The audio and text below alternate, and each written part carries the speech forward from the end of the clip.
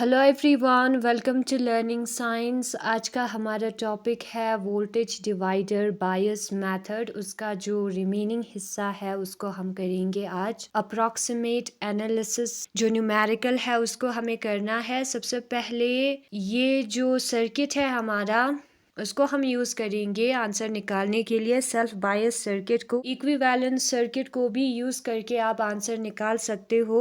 वो मैं आपको किसी दूसरे बुक से दिखा दूंगी, लेकिन हम यहाँ पर सेल्फ बायस सर्किट का यूज करके आंसर निकालेंगे। ठीक है, तो सबसे पहले हम सेल्फ बायस सर्किट को फिर एक बार बनाते हैं। यहाँ पर क्या होगा, हमारा कलेक्टर का रेजिस्टेंस होगा, ये नॉर्मल ट्रांजिस्टर के रिप्रेजेंटेशन में होता है। ठीक है, यहाँ पर जो हमारा इमिटर है उस पर हमने एक रेजिस्टर अप्लाई किया है, वो जो है हमने स्टेबलाइजेशन के लिए यूज किया है। फिर उसके बाद हम यहाँ पर दो और रेजिस्टेंस का यूज करते हैं। यहाँ पर एक बैटरी होता है, वही फिगर हम बनाएंगे। और उसके बाद यहाँ पर जो है हमारा इनपुट होगा, ये पॉजिटिव ये नेगेटिव यहाँ से इनपुट जाएगा। ठीक है, ये हमारा सेल्फ बायस सर्किट है। ये जो लंबा वाला लाइन होता है वो पॉजिटिव होता है और जो स्मॉल लाइन है वो होता है नेगेटिव। बैटरी में ये आपको याद रखना है। अब पॉजिटिव किसको अट्रैक्ट करेगा, नेगेटिव को, इलेक्ट्रॉन को। इलेक्ट्रॉन के ऑपोजिट डायरेक्शन में करंट फ्लो होता है, तो करंट जो है वो ऊपर की तरफ होगी, इलेक्ट्रॉन नीचे की तरफ आएगा। ठीक है, और उस करंट को हम मानते हैं I1। तो I1 जो है वो ऊपर से निकलेगा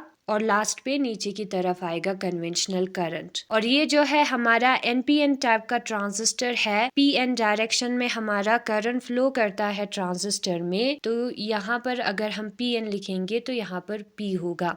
यहाँ पर PN है तो ऊपर N होगा। ठीक है, ये P मैंने गलती से लिख दिया है। ये हमारा है कलेक्टर का रेजिस्टेंस, ये इमिटर का रेजिस्टेंस। इस रेजिस्टेंस का नाम है R1, इसका नाम हम रखते हैं R2।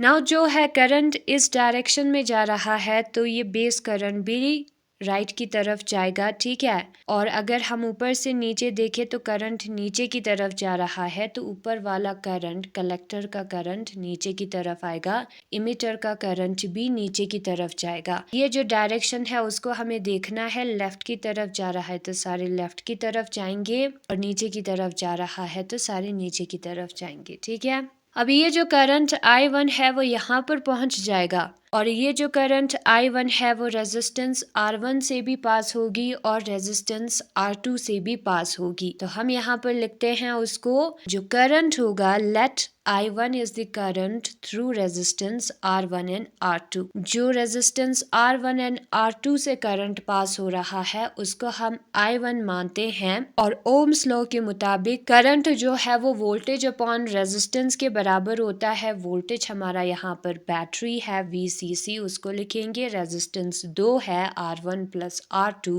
तो उसको हम लिखेंगे। ठीक है, ये रिलेशन हमें ओम्स लॉ से मिला है। करंट जो है वो वोल्टेज अपॉन रेजिस्टेंस के बराबर होता है। नाउ हम वोल्टेज देखते हैं इस रेजिस्टेंस R2 के थ्रू, वहां पर भी ओम्स लॉ अप्लाई होगा। वोल्टेज V2 जो है वो current I1 into resistance R2 के बराबर होगा, वीर होगा, जो कि हमारा ओम्स लॉ है। करंट I1 अभी हमने ऊपर निकाला था, उसको हम लिखेंगे उसका वैल्यू और R2 लिखेंगे। अब आपको एक चीज यहाँ पर नोटिस करना है कि R2 से भी करंट I1 पास हो रहा है, इसलिए यहाँ पर हमने I1 लिखा है। ठीक है, और I1 का वैल्यू पुट करने के बाद वोल्टेज हमारा इतना आएगा। फिर उसके बाद हम क्या करेंगे, फिर उसके बाद हम किरचॉफ्स वोल्टेज लॉ अप्लाई करेंगे। ठीक है, किरचॉफ्स वोल्टेज लॉ क्या कहता है, जो वोल्टेज होगा उनका सम जो है वो 0 के बराबर होगा, एक क्लोज लूप में, एक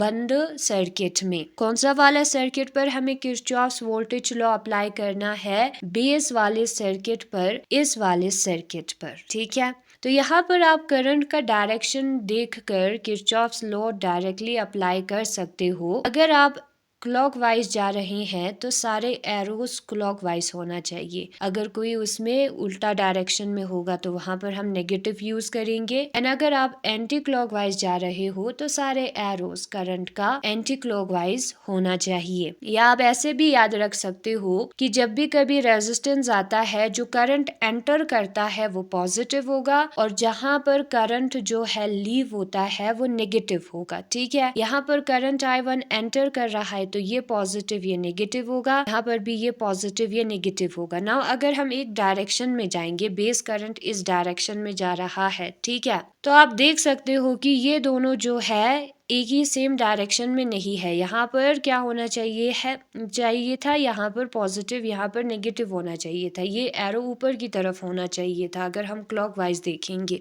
तो जो भी करंट या रेजिस्टेंस ऑपोजिट डायरेक्शन में है वहां पर हम नेगेटिव यूज करेंगे। सबसे पहले ये बेस इमीटर होगा, यहाँ पर बेस है, यहाँ पर इमीटर है, उसका करंट जो है वो क्लॉकवाइज डायरेक्शन में जा रहा है, या ये पॉजिटिव और ये नेगेटिव है तो उसको हम क्या मानेंगे, पॉजिटिव मानेंगे। ठीक है, फिर उसके बाद यहाँ पर ये नीचे की तरफ क्लॉकवाइज जा रहा है तो इसमें जो वोल्टेज होगा, जो कि करंट इमीटर से करंट आया, करंट IE और रेजिस्टेंस RE के बराबर है, वो भी पॉजिटिव होगा। फिर उसके बाद ये ऊपर की तरफ जाना चाहिए, ठीक है, लेकिन ये नीचे की तरफ आ रहा है तो ये नेगेटिव में होगा I1R2।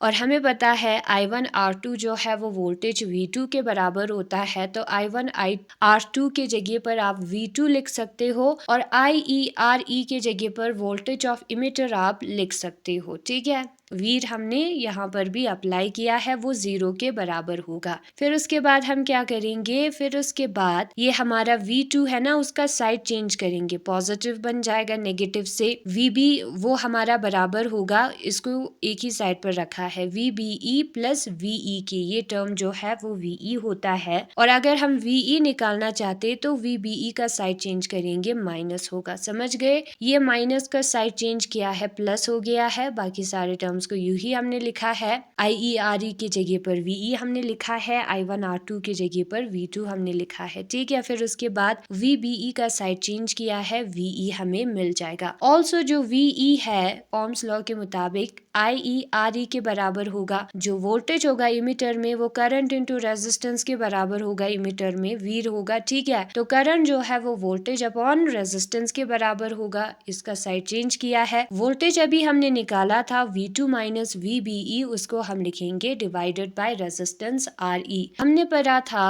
पहले वाले वीडियो में कि जो IE है वो IC के बराबर होता है, तो ये जो IE है वो हमारा IC के बराबर होगा। तो यही है हमारा कलेक्टर करंट। ठीक है, नाउ हम दूसरे वाले सर्किट को, जिसमें कलेक्टर है या आउटपुट सर्किट, उसको हम देखेंगे और उसमें हम अप्लाई करेंगे Kirchhoff's voltage law Q VCE निकालने के लिए। अब यहाँ पर मैं इसको ब्लैक पेंसिल लिख देती हूँ ताकि आपको बेस सर्किट और जो कलेक्टर वाला सर्किट है वो आसानी से समझ में आए डिफरेंस। ठीक है, कलेक्टर साइड में हम ओम्स लॉ अप्लाई करते हैं, जहाँ से करंट एंटर होता है वो पॉजिटिव, वो नेगेटिव, यहाँ से एंटर हुआ ये पॉजिटिव ये नेगेटिव। नाउ ये है हमारा बैटरी VCC, ये नेगेटिव पॉजिटिव है। ठीक है, उसको हम क्या मानते हैं, उसको हम पॉजिटिव मानते हैं। फिर उसके बाद यहाँ पर करंट एंटर हो रहा है ना, तो ये पॉजिटिव नेगेटिव होगा। रेजिस्टेंस में जिस साइड से एंटर हो रहा है वो पॉजिटिव होता है, जहां से निकल रहा है वो नेगेटिव होता है, लेकिन हमने तो नेगेटिव पॉजिटिव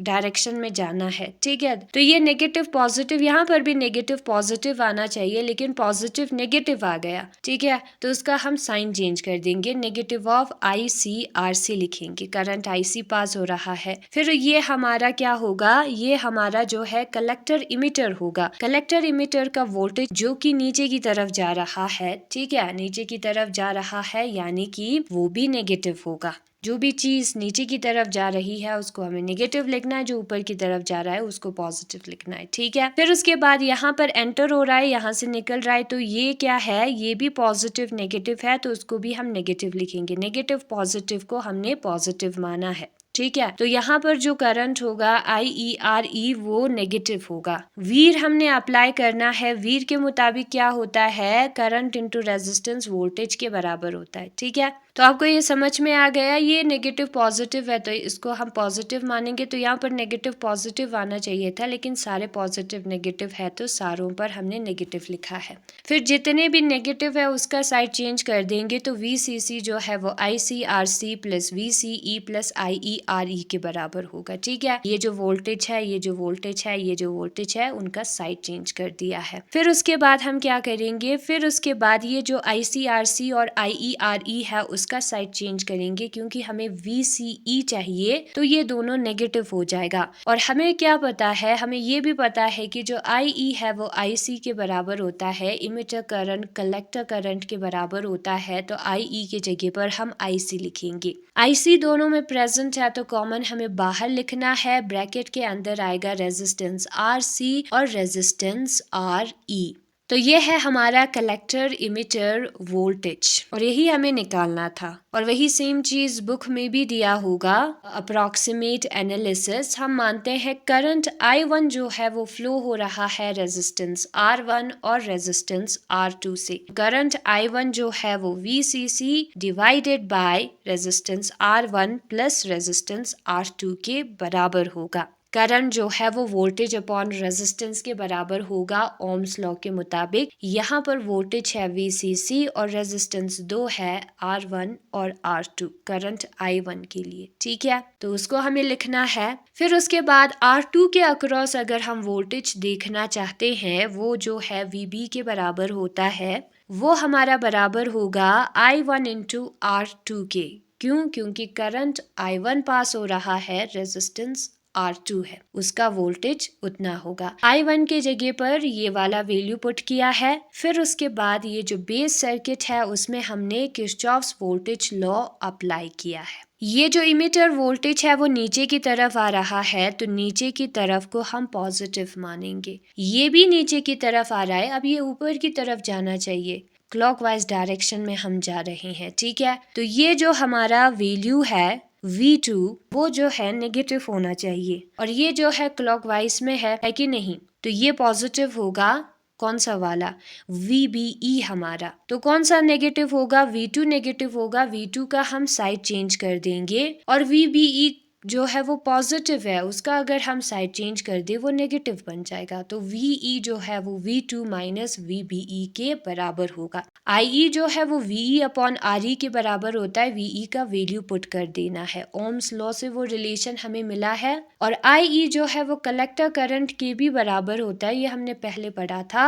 तो IE के जगह पर IC हम लिख सकते हैं। IC हमारा V2 minus VBE divided by RE के बराबर होगा। नाउ कलेक्टर इमिटर के वोल्टेज को निकालने के लिए हमें कलेक्टर वाले साइड पर किरचॉफ्स वोल्टेज लॉ अप्लाई करना होगा, इस वाले साइड पर। अब यहाँ पर करंट नीचे की तरफ जा रहा है, यहाँ पर करंट नीचे की तरफ जा रहा है, और यहाँ पर भी करंट नीचे की तरफ जा रहा है। नीचे की तरफ जा रहा है यानी कि ये पॉजिटिव, ये नेगेटिव, ये पॉजिटिव, ये नेगेटिव, ये पॉजिटिव, ये नेगेटिव होगा। लेकिन अगर हम बैटरी को देखें तो बैटरी में ऊपर पॉजिटिव नीचे नेगेटिव है, तो क्या होगा? ये जो है ऑपोजिट साइड में होगा। ये जो बैटरी है वो ऑपोजिट साइड में होगा, तो उस रीजन से ये VCC नेगेटिव होगी, बाकी सारे टर्म्स पॉजिटिव होंगे, बाकी सारे वोल्टेजेस या IR, और उसको हमें इक्वल टू 0 कर देना है किरचॉफ्स वोल्टेज लॉ के मुताबिक। वही यहाँ पर किया है, और जो भी नेगेटिव है उसका साइड चेंज करेंगे, तो VCC जो है वो हमारा बराबर होगा ICRC प्लस VCE, वोल्टेज है कलेक्टर इमिटर का, प्लस IERE। फिर उसके बाद IE के जगह पर IC पुट किया है, IC को हमने कॉमन निकाला है। फिर उसके बाद VCE अगर हमें निकालना है तो ये जो ICRC प्लस RE है उसका साइड चेंज करना होगा, नेगेटिव बन जाएगा। VCE हमें इतना मिलेगा। ये ऊपर वाले दोनों रिलेशन में, दोनों इक्वेशन में हमें बीटा नजर नहीं आ रहा है। यहाँ पर जो IC है हमारा वो VBE पर डिपेंड हो रहा है, क्योंकि यहाँ पर VBE है। ठीक है, लेकिन एक्चुअल प्रैक्टिस में ये जो V2 है वो मच ग्रेटर होता है। यहाँ पर VCE नहीं VBE होगा, यहाँ पर दूसरे बुक में भी दिखाया है। ठीक है, मच ग्रेटर होता है VBE से, तो इससे इंडिपेंडेंट हो गया VB ई से, ठीक है, BE है, CE नहीं। तो ऑलमोस्ट इंडिपेंडेंट है ट्रांजिस्टर के बीटा से, इसलिए इस वोल्टेज डिवाइडर सर्किट को हम अक्सर यूज करते हैं क्योंकि इसमें बीटा आता ही नहीं है। बीटा नहीं आया इसका मतलब होगा क्विसेंट पॉइंट में चेंजेस नहीं होगी, और इसको हम इसलिए biasing circuit independent of beta भी कहते हैं। ये हमारा दूसरा इक्विवेलेंट सर्किट है, उसको यूज करके आप आंसर निकाल सकते हो। उसमें ये रिलेशंस यूज होगा, ठीक है, लेकिन वो मैं आपको बताऊंगी नहीं क्योंकि हमने सेल्फ बाइस सर्किट का यूज करके आंसर निकाल दिया है। और यहाँ पर लिखा है जो रेजिस्टेंस R2 है वो बेस इमिटर जंक्शन को क्या करता है, फॉरवर्ड बायस प्रोवाइड करता है। मैंने आपको पहले वाले वीडियो में कहा था, ये आपको क्लियर करना था। पहले वाले वीडियो में मैंने सिर्फ आपको इमिटर जंक्शन बताया था क्योंकि बुक में सिर्फ इमिटर जंक्शन लिखा था, बेस इमिटर जंक्शन होगा, ठीक है। यहाँ पर बेस और इमिटर है। अब इस वाले बुक में से भी कर सकते हो, ये फिगर मैंने आपको पहले दिखाया था, इसमें भी वही सेम लिखा है। तो मैं आपको एक्सप्लेन नहीं करूंगी ये कैसे आया है। किरचॉफ वोल्टेज लॉ हमने अप्लाई किया है, वही सेम है हमारे बुक से, और यही है आज का हमारा टॉपिक। Thanks for watching.